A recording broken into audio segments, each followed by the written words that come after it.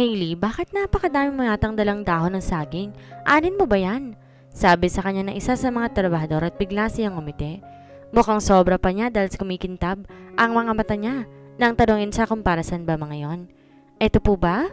Tanong niya. Gusto ko po sana mag-boodle fight tayo pero kung ayaw niyo naman po, ayos lang naman. Excited na dagdag pa nito. Ilan sa mga matatandang kalalakihan at kababaihan nagustuhan ng ideya ni Hailey at pumayag naman sila at agad tinulungan ito na ayos ang dahon ng saging at iba. Binuhat na ang mga kaldero at nagumpisang maglagay ng mga kanin at ulam sa mga dahon. Nagtatawanan pang iba dahil bakit daw hindi nila naisip gawin to before at nakatawa-tuwa naman na masaya sila sa ideya ni Hailey. After they set the food, they invited me over. Di ako sanay sa boodle fight since I never tried it before. Kaya parang awkward sa akin at di ako marunong magkamay. Pero I did not want to embarrass myself so I just tried to copy them. Ang galing nilang magkamay samantalang ako, di ko magets kung paano ba nila ginagawa dahil ang bilis at sanay na sanay sila. Siyan, ngayon ka lang nag-boodle fight? Biglang tanong sa akin ni Kibi. Naiiyaman ako, tumango ako. Oo eh. Mahinang sagot ko sabay ngiti na nahihiya at natawa si Kibi. Hailey, turuan mo nga tong asawa mo. Buti ka pa o kayang-kaya mo? Biglang sabi ni Tatay Kaloy at nandaki ang mata ko tapos nagtinginan kami ni Hailey. Napanunok ako dahil di ko inaasahan na mapapansin ako ni Kibi. This is his fault. Well, nakatitig lang sa akin si Hailey. Medyo malayo pa lang kinatatayuan niya mula sa akin. Ayos lang naman ako. I said but then, kaya ko na to. I stopped talking when I saw Hailey stop eating and started to walk. Di ko alam pero she's walking to go near me. Is she going to... I just froze when she stood right next to me. At napalunok ako dahil di ko inaasahan na lalapit siya. Ganito, kuha ka ng kanin. Ilagay mo sa taas ang ulam. Press them together and there you go. Sabi niya. Here, sabi niya. My heart skipped a beat at bigla na lang tinanggap sa may bibig kong nasa kamay niyang pagkain. Hindi ko akalain susubuan niya pa ako. Sapat na bang turuan niya ako but this? I don't know if she's trying to tease me but she looks fine and she is smiling to me. Hindi ko talaga siya maintindihan ko minsan but I did not want to do anything with her kaya naman I just not ignore her and look down the food. Thanks, kaya ko na to. I answered shortly. We continued eating but I felt uncomfortable lalo na't magkatabi na kami ni Hailey na kumakain kaya naman di ko maiwasan na mapasulap-sulap sa kanya habang kumakain. It is really awkward. This is crazy. I thought at nagpaalam na muna akong kukuha na muna ako ng inumin pero nang malapit pa lang ako may nag-uusap pa dalawang babae sa loob ng kusina. Nakita niya na ba si Sir Sian? Noong di niya pinapansin yung sinusubo sa akin ni Hailey? Halatang halata naman ayaw niya si Hailey. Kaya totoo nga siguro gold digger siya. Sabi ng isa sa kanila. Oo nga, napansin ko rin yun. Sabi nga nila umamin si Sir Sian na arranged marriage lang sila. Sabi naman ng isa. Totoo ba? Saan mo naman nakuha ang balitang yan? Kay Melissa. Napandan daw siya doon nagtatalo sila dahil sa babaeng iniuwi ni Sir Sian. Pero tinatanong ko sina Cora at Edna kaso wala silang mga komento. Ewan ko ba sa tatlong mga yon? Mukhang malapit kay Hailey isa namang gold digger. Nako, hindi na nahiya ang babaeng yon. Halata namang di siya gusto ng asawa niya. Ang lakas pang loob niya na subukan si Sir Sian. Malamang nilalandi niya. Tawa naman ng isa. Nang matapos na sila mag-usap, narinig kong palabas na sila. Kaya naman agad ako nagtago sa gilid ng isang mataas na drawer kung saan nilagay ang mga gamit ng trabahador at saka pinagbastan silang lumabas. Matapos kong uminom, lumabas na rin ako at nakita si Hailey. Masaya siyang kumain at hindi ko maiwasang isipin ang mga naririnig ko. This woman is really driving me crazy. I hissed and sharpened my eyes at the woman who was gossiping about her earlier. Abala silang kumakain. Agad ko namang nilapitan si Hailey at biglang inakbayan. Mahal, pasubo naman yan oh. Gusto ko yung ulam na yun. Malakas kong sabi at biglang napatingin sa akin ang lahat. Nagulat sa naging action ko towards Hailey. Napatingin sa akin si Hailey and she looked confused. I pouted my lips, frowning. I said, please, yun lang oh. Sige na mahal. Gusto ko sa ulam na nasa gilid niya. Sabay ngiti. Buka ko sa bibig ko at di siya umimik pero tumibok ang puso ko na napakabilis. Na makita kong bigla siyang namula, hindi nga ata normal ang bilis ng tibok nito. Is this woman blushing right now? I thought I stared at her stunned face. I was busy enjoying the boodle fight nang bigla na lang may umakbay sa akin. Nagulat pa ako dahil sino namang gagawa nun sa harapan ng mga taong to. Pero na magsalita na patingin agad ako sa lalaki at nanigas ako dahil si Sian na nakita ko. Ngiti-ngiti pa siya sa akin. Nakakbay pa siya at alam kong di siya nagkakamali ng inakbayang tao. Mahal, pasubo naman gusto ko yung ulam na yon. Kinilabutan ako sa ginawa niya. Hindi ko alam kung ano ba ang kalokohang pumasok sa isipan niya, but then I go with the flow. Alam kong hindi niya ako gusto kahit sigurado ko. May dahilan siya kaya bigla-bigla na lang siya naging ganito sa akin at tila nang lalambing. Sinubuan ko siya pero nasa bibig niya ng pagkain. Pasimple ko yung tinulak sa bibig niya pero nakangiti pa rin siya sa akin, making me realize something is going on. I sighed and is still so clingy and calling me mahal in front of these people. Sobrang awkward pero we pretended to be sweet.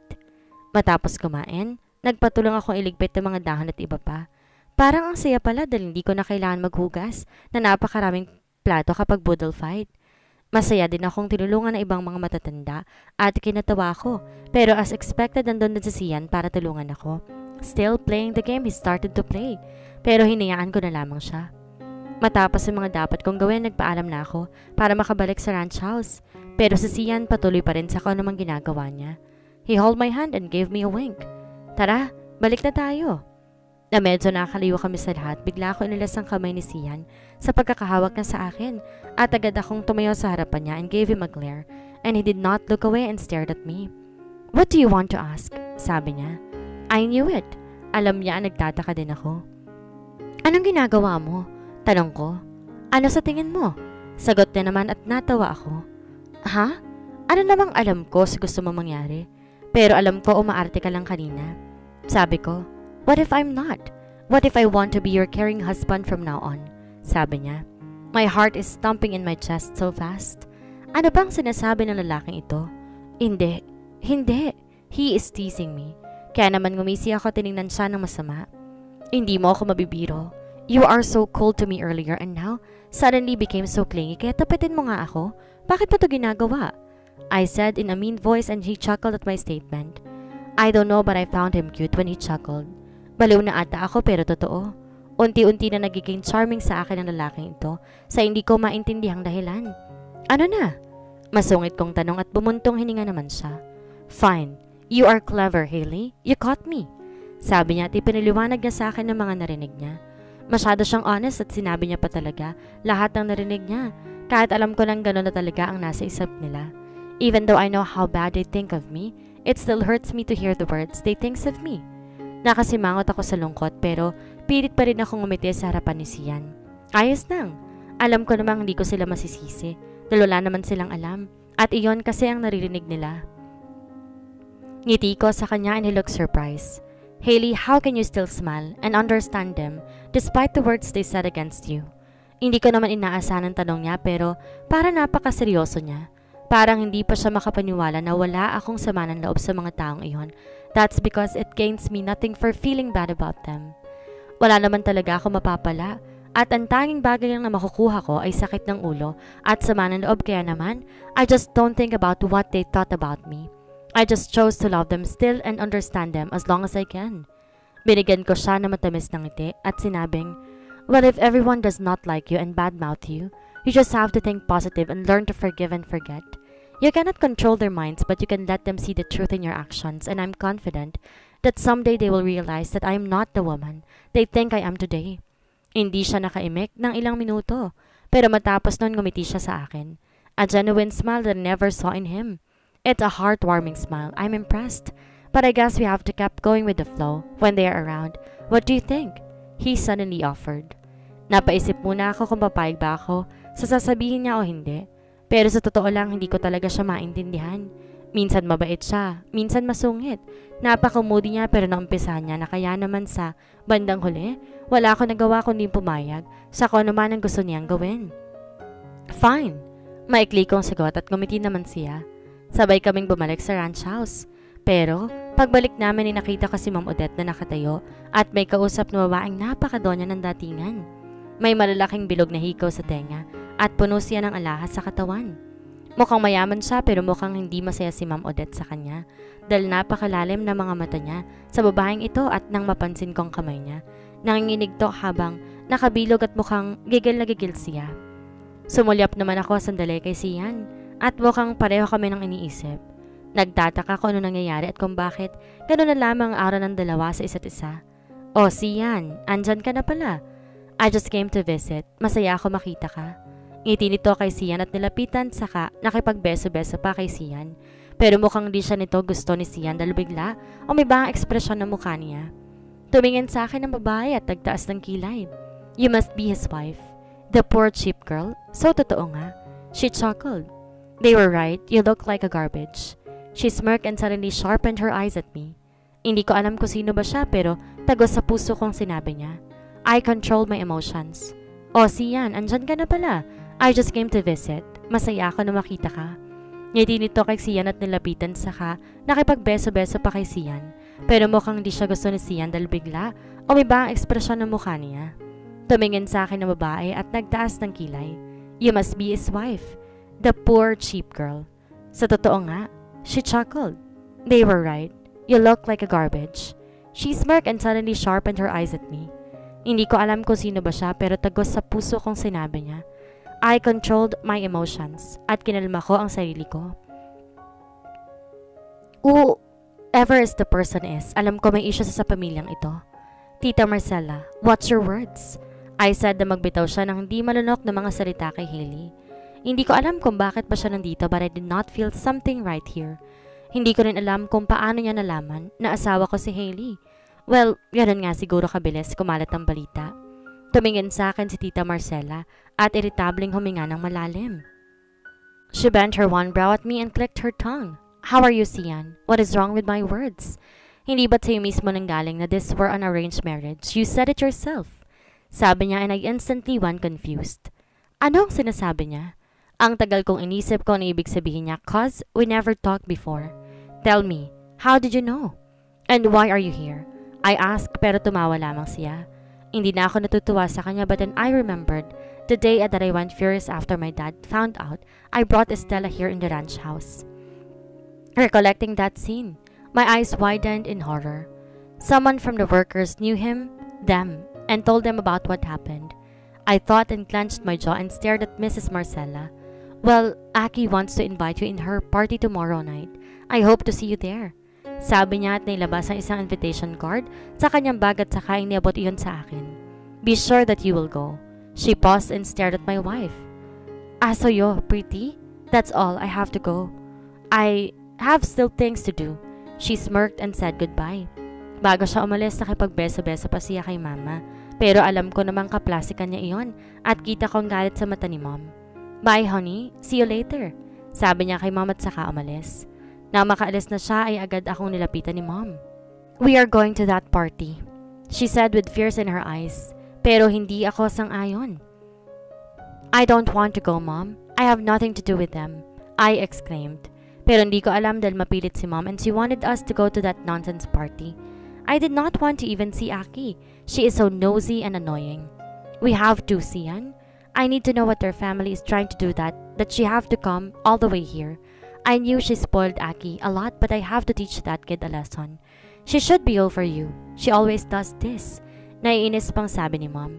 Thinking about what she said, naalala kong ginulo niya rin kami ni Claire before when she found out that I proposed to Claire. Kaya naman wala akong magawa kundi ang sumang-ayon dahil gusto ko na ring matigil ang kabaliwan ng babaeng iyon. She always show off her wealth all the time to make me feel sorry for breaking up with her. She is really a crazy person. Hindi ako makapaniwala na gagawin niya din ito kay Hailey when she even know that we were just married in paper but not by heart. I did not even love this woman. I had to tell her to stop coming to my life whenever she wants. Kaya naman wala akong choice kundi ang pumayag sa gusto ni mom. Fine, I want to talk to Aki as well. I responded as I sharpened my eyes. Naiinis ako nang bigla ko napansin si Hailey na nakatingin sa akin. Wala siyang ideya sa mga gusto kong gawin and that innocent and curiosity on her face suddenly tickles my heart. Hindi ko alam but it did. I looked away because I did not want to overthink. That's my son. She smirked and walked away. I have to go have some beauty rest for tomorrow. Dagdag pa niya. I chuckled at her words but then hindi ko alam kung bakit nakangiti si mom samantalang kanina lang ay halos gigil na gigil siya. Ayos ka lamang ba? Do not mind what that woman said to you. Sambit ko kay Hailey nang maalala kong sinabi ni Tita Marcella sa kanya. Tinaas niya ang mga mata sa akin at tiningnan ako sa mata at biglang ngumiti. Okay lang. Tama naman. Siya. I am just a nobody. Ngiti niya. Nakaramdam naman ako ng tinik sa puso ko dahil alam kong nasasaktan siya kahit hindi niya gustong ipakita. She's always been like that. Anyway, would you want to come with us tomorrow? Tanong ko at kumarap-kurap naman ang mga mata niya. I found her cute kapag ginagawa niya iyon. Sorry Sian pero ayoko sana magpunta. Sabi niya at naiintindihan ko naman siya. Alright, I understand. I responded. She then said goodbye and went to do some things but she was taken aback when I called her name. Hailey, I said. Nilingon niya ako and she gave me that curious look. I smiled and walked towards her. I looked around to make sure no one is around us. Can we be friends? I will promise to make my dad to let this marriage end and we'll sign an annulment. I carefully said in a low voice and she was surprised. Hindi ko alam kung bakit. Bigla ko na lamang naisipang makipagkaibigan sa kanya. But I guess it is a way to make up her after all the things I have done and so my mother did. Siyan, totoo ba yan? Hindi makapaniwalang tanong niya sa akin. Tsaka ngumiti naman ako sa kanya. Yes, I did not want this marriage after all. Sabi ko't baka sa mga mata niya ang kaligayahan niya. Kuminang-kinang pa ang mga mata niya dahil sa sobrang tuwa. I am glad to see her like this.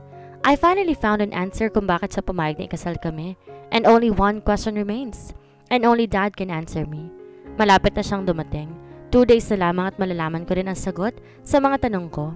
Nang dumating sina Ate Edna at ang dalawa pa niyang kasama, ay agad na akong umalis at nagpaalam na kay Hailey. Hailey's perspective. Hailey, ano yun? Nag-uusap na kayo ngayon ni Sian? Mukhang nagkakamabutihan na kayo ah. Is this for real na ba? Totohanan na ba ang husband and wife ninyo? Pang-asar sa akin ni Ate Cora. Nagulat naman ako sa pagsulpot nilang tatlo pero natatawa ako sa mga iniisip nila. Paano naman naging makatotohanan eh hindi naman mahal ang isa't isa? I am still with my ex, Harold. And he's obviously not in love with me. Ano ba? Mali kayo nang iniisip. Sabihin na nating nagkakamabutihan lang pero sasabihin ko na sanang lalayo na din ako dito. Dahil na nga ako sa siya na magkakaroon ng annulment pero hindi ko na tinuloy pang sabihin hanggat hindi pa nangyayari. Pero ano? Nahuhulog ka na kay Sir Sian? Pagbibiro naman ni Ate Edna sabay pindot sa may bewang ko. Mga parang bata sila kumang-asar. Nakakatawa pero masaya ako. Dahil sa kanila ay nakakalimutan ko lahat ng mga pabigla-bigla mga pangyayari. Hindi sa ganon basta, sagot ko. Okay sige, sabi mo yan. Pero ayaw ka naming masaktan sa bandang huli. Hailey, kaya ingatan mong puso mo. Hindi ako nagsalita sa sinabi ni Ate Cora. Hinayaan ko lamang sila. Kinabukasan. Mamayang gabi na ang party at kakatapos ko nang magluto ng umagahan. Napaganda ko na rin ang agahan dito sa ranch house at sa workers' rest house. Andito ako ngayon kasama sina Ate Edna. Sinasabi ng mga trabahador kanina na kumain na ako kasama nila. Pero nagpaalala na ako na mabuti na hindi na mauna. Kasama ko sina Ate Cora at ang dalawa na nag-aagahan. Nagkape lamang ako. Habang nagkukwentuhan kami, patungkol sa mga anak nilang tatlo, biglang dumating si Ma'am Odette. Hailey?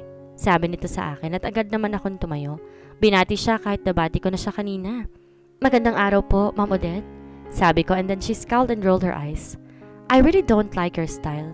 Magbiis ka at may pupuntahan tayo kasama si Sian. Sabi nito at hindi ko alam kung saan kami pupunta.